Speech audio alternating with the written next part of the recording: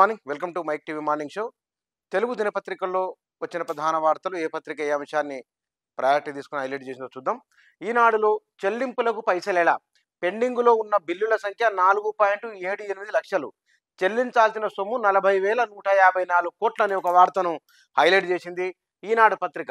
ప్రాణాలు తీసిన పొగమంచు అనే ఒక వార్త ఉన్నది. ఇక నేడు ప్రధాని మోదీతో సీఎం రేవంత్ బట్టి భేటీ అనే ఒక వార్త కూడా బ్యానర్లో హైలైట్ చేసింది ఈనాడు పత్రిక. వీటితో పాటు సార్వత్రికంలో సత్తా చాటుదామని కేటీఆర్ సమీక్షకు సంబంధించిన ఒక వార్త కూడా మొదటి పేజీలో వచ్చింది. ఇక 29న మేడిగడ్డకు మంత్రులు ఉత్తమ్, శ్రీధర్ బాబు, బ్యారేజీ వద్దనే పవర్ పాయింట్ ప్రజెంటేషన్ అనే వార్త కూడా ఈనాడు పత్రిక మొదటి పేజీలో వచ్చింది. ఇక మానవ మెదడును అనుకరించవచ్చు అనే ఒక వార్త ఉన్నది. ఆల్ట్రాజోలం నెట్వర్క్ను ఛేదించిన టీఎస్ న్యాబ్ అనే ఒక వార్త కూడా ఉన్నది. ఇక లోక్సభ ఎన్నికలపై కమల కార్యాచరణ అనే వార్త కూడా మొదటి పేజీలో హైలైట్ చేసింది ఈనాడు పత్రిక. ఇక ఆంధ్రజ్యోతి దినపత్రికలో ఇయర్ ప్యానెల్లో అయోధ్యకు ద్వారాలు హైదరాబాద్ నుంచి అనే వార్త ఇయర్ ప్యానెల్లో ఇచ్చింది. ఆలయానికి అనురాధ టింబర్ డిపో తలుపులు, బంగారు పూతతో 18 ద్వారాలు సహా 118 తలుపులు, 60 మంది తమిళనాడు కళాకారుల రూపకల్పన, టాప్ 10 కంపెనీల్లో ఉండడంతో ఛాన్స్, అధిపతి షరత్ అంది. ఇక శిల్పకళ బాగుందని యూపీ సీఎం అభినందించినట్టు వెల్లడైన వార్త కూడా ఇయర్ ప్యానెల్లో ఆంధ్రజ్యోతి హైలైట్ చేసింది. ఇక పొగమంచు మృత్యుపై కమ్మేసి అనే వార్త బ్యానర్ ఐటమ్గా ఆంధ్రజ్యోతి తీసుకున్నది. ఆ తర్వాత వార్త గ్రూప్స్ గజిబిజి, టీఎస్పీఎస్సీ పరీక్షలు ఫలితాల స్పష్టత కోసం నిరుద్యోగుల ఎదురు చూపులను కథనాన్ని మొదటి పేజీలో హైలైట్ చేసింది. మోదీతో రేవంత్ భేటీ అని ఇక్కడ ముఖ్యమంత్రి రేవంత్ రెడ్డి కలుసుకున్న సీనియర్ చిరంజీవి ఫోటో ఉన్నది. ప్రధాని కలరున్న సీఎం అనే వార్త హైలైట్ చేసింది. ఇక వియ్యంకుడి వీరంగం అనే ఒక కథనాన్ని ఆంధ్రజ్యోతి హైలైట్ చేసింది. వీటితో పాటుగా సిట్టింగులలో కొందరికి నో ఛాన్స్, లోక్సభ ఎన్నికలపై బీఆర్ఎస్ కసరత్తు, గతంలో 9 సీట్లు గెలుపు, అధికారంలో ఉన్నప్పుడు అట్లా ఉంటే ఇప్పుడు ఎట్లా అనే కథనాన్ని ఇచ్చింది. ఓటమితో కుంగిపోవద్దని కేటీఆర్ చేసిన వ్యాఖ్యలని, రాష్ట్రంలో మరో 10 కరోనా కేసులని, కరువు కోసం రైతుల ఎదురు చూపులను కర్ణాటక మంత్రి చేసిన వ్యాఖ్యలకు సంబంధించిన వార్త ఉన్నది. ఇక బీఆర్ఎస్ నేతలు జైలుకి వెళ్ళడం ఖాయమని కాంట్రాక్ట్ చేసిన వ్యాఖ్యలు కూడా ఆంధ్రజ్యోతి మొదటి పేజీలో హైలైట్ చేసింది. సాక్షి దినపత్రికలో సఫారీ టెస్ట్ సవాళ్ళను ఒక వార్త ఉన్నది. ఐపీ వాళ్ళకు కంపెనీల క్యూ అనే వార్త ఉన్నది. ఇక 63 కరోనా JN1 కేసులను ఒక వార్తను చిన్నగా ఇచ్చి హైలైట్ చేసింది. ఇక కట్టేసి ఒళ్ళంతా బ్లేడ్తో కోసిన ఒక వార్త ఉన్నది.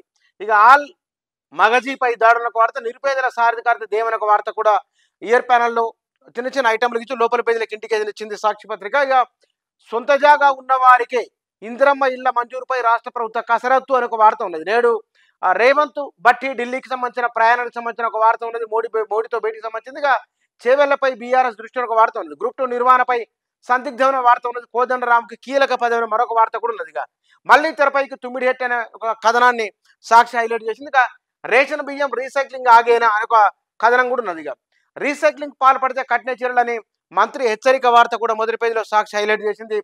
షార్ వస్తున్నారు అని బీజేపీకి సంబంధించిన ఒక వార్త ఉన్నది.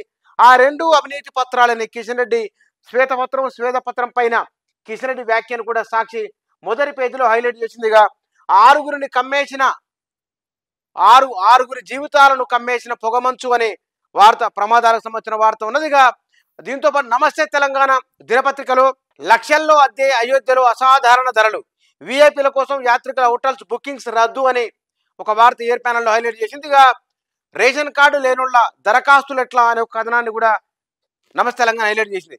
రుణమాఫీ కోసం రైతులు కరువును కోరుకుంటారని కర్ణాటక మంత్రి చేసిన వ్యాఖ్యను మొదటి పేజీలో హైలైట్ చేసింది నమస్తే తెలంగాణ పత్రిక. పురుషులకు ప్రత్యేకం, ఒక్కో బస్సులో 20 సీట్లు రిజర్వ్ చేసే యోచనలో ఆర్టీసీ అనే ఒక కథనం కూడా ఉన్నది. ఇక 3 నుంచి బీఆర్ఎస్ సమీక్షలో ఒక వార్త ఉన్నది.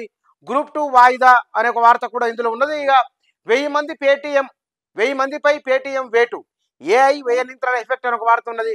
13 ఏళ్ల బాలుడికి గుండెపోటు, ఛాతి నొప్పితో ఇంట్లో కుప్పకూలిన సుశాంత్ అనే ఒక వార్త కూడా హైలైట్ చేసింది. ఇక దీంతో పాటుగా ప్రాణాలు తీసిన పొగమంచు అనే వార్త ఉన్నది. శంషాబాద్ నుంచి 30 విమానాల దారి మళ్లింపు అనే వార్త నమస్తే తెలంగాణలో హైలైట్ చేసింది. ఇక 4 ప్రధానమైన తెలుగు దినపత్రికలు, ఆ పత్రికల్లో ప్రయారిటీ ఇచ్చిన వార్తా అంశాలు ఇవి.